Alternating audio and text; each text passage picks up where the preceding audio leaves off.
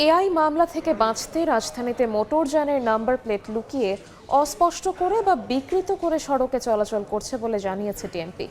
সকালে ট্রাফিক বিভাগ সংবাদ সম্মেলনে এই তথ্য জানিয়েছে। ডিএমপি ট্রাফিক বিভাগের অতিরিক্ত কমিশনার মোহাম্মদ আনিসুর রহমান জানান, সম্প্রতি এক মোটরসাইকেল চালক নম্বর প্লেটের শেষের 3 ডিজিট ঢেকে সড়কে চলাচল করেন। এমন অভিযোগ পেয়ে সিসিটিভি ফুটেজ পর্যালোচনার পর 7 দিনের চেষ্টায় সেই মোটরসাইকেল শনাক্ত করা হয়।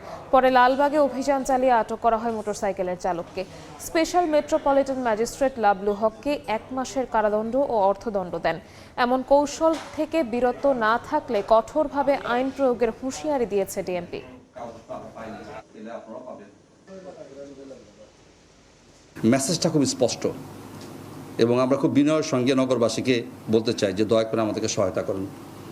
আপনাদের যদি সহায়তা আমরা না পাই তাহলে আমাদের একার পক্ষে এটি করা আসলে কোনো সম্ভব না।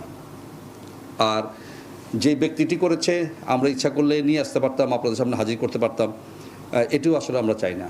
আমাদের প্রধান উদ্দেশ্য হচ্ছে যে সবাইকে সচেতন করা, যে আমরা নিজ থেকে যেন আইনটা আমরা মানার চেষ্টা করি।